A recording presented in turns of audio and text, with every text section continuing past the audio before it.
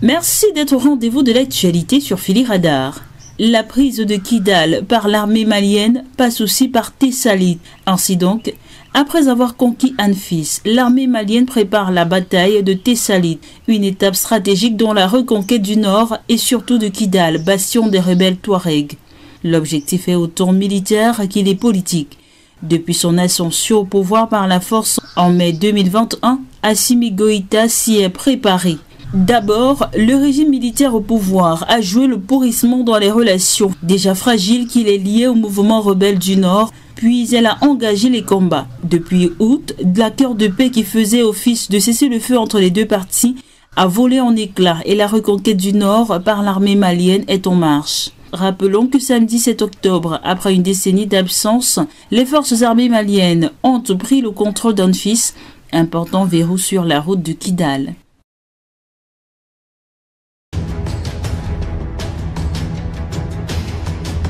Au Niger, le départ des forces françaises confirmé pour le 31 décembre.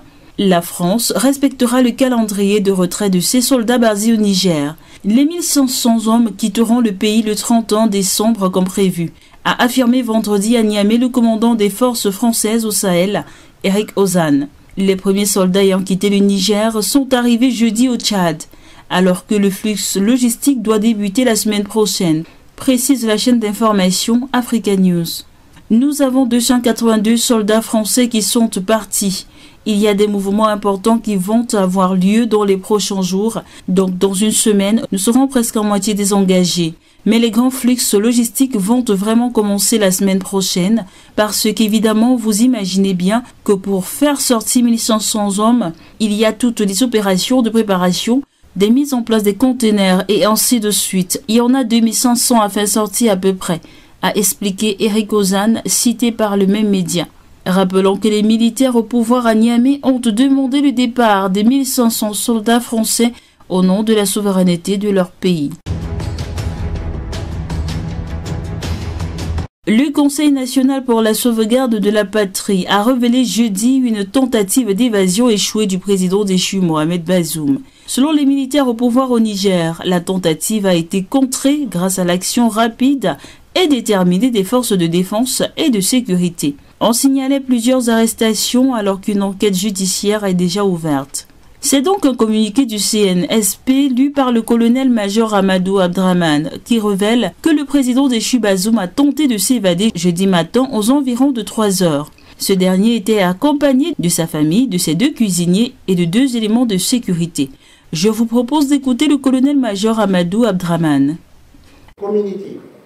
Ce jour, jeudi 19 octobre 2023, aux environs de 3 heures du matin, le président déchu Mohamed Bazoum, accompagné de sa famille, ses 2 cuisiniers et 2 éléments de sécurité, a tenté de s'évader de son lieu de détention.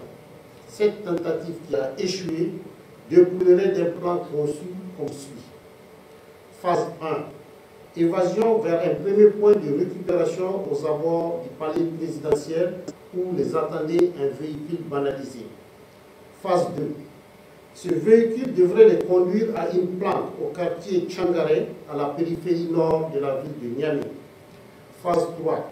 À partir de cette planque, un déplacement serait prévu vers 2 hélicoptères appartenant à une puissance étrangère censée les exfiltrer à Birni-Kebbi au Nigeria. La prompte réaction des forces de défense et de sécurité a permis de déjouer ce plan de déstabilisation de notre pays. Le Conseil national pour la sauvegarde de la patrie et le gouvernement saluent le professionnalisme et le sang-froid de nos vaillantes forces de défense et de sécurité qui ont permis de préserver des vies humaines, et c'est en dépit de l'attitude irresponsable du président déchu et de ses complices. Pour l'heure, les principaux auteurs et certains de leurs complices ont été arrêtés. Le procureur de la République, saisi de l'affaire, a d'ores et déjà ouvert une enquête. La situation est sous contrôle. Le Conseil national pour la sauvegarde de la patrie et le gouvernement tiennent à rassurer l'opinion nationale et internationale de leur ferme détermination à conduire la transition à son terme, conformément aux aspirations du peuple nigérien digne et souverain, fait à Niamey le 19 octobre 2023. Liberté provisoire pour Brice Lacruche Alianga après 4 ans de prison. L'ancien directeur du cabinet de l'ex-président du Gabon, Ali Bongo, renversé fin août, a bénéficié d'une grâce présidentielle pour raison de santé notamment, alors qu'il purgeait une peine de 5 ans. L'annonce a été faite samedi par son avocat. Brice Lacruche Alianga avait été arrêté et incarcéré en décembre 2019 dans une opération anticorruption baptisée Scorpion, puis condamné dans son premier procès à 5 ans de prison ferme en octobre 2021 pour fausse déclaration sur l'origine de sa nationalité gabonaise. Mais il reste inculpé notamment de détournement de fonds publics, blanchiment, corruption, des accusations qu'il a toujours niées. Il quitte sa cellule 8 jours après avoir été confronté à l'épouse du président déchu Sylvia Bongo Ondimba Valentin. Fin de ce flash d'information. Merci de l'avoir suivi. Abonnez-vous et activez la cloche de notification pour suivre toute l'actualité sur Phili Radar. À très bientôt.